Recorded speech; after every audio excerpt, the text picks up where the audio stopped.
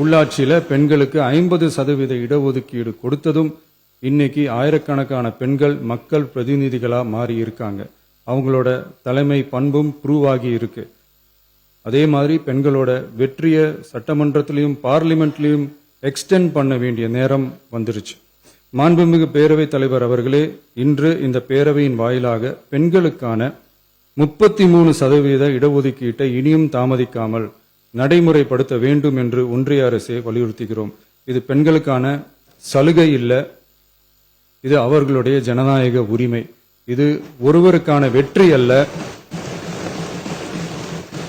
இது இந்திய ஜனநாயகத்தின் வெற்றி. ஒரு பெண் அதிகாரம் பெறும்போது ஒரு குடும்பம் உயர்கிறது. ஆயிரக்கணக்கான பெண்கள் அதிகாரம் பெறும்போது ஒரு நாடே உயர்கிறது.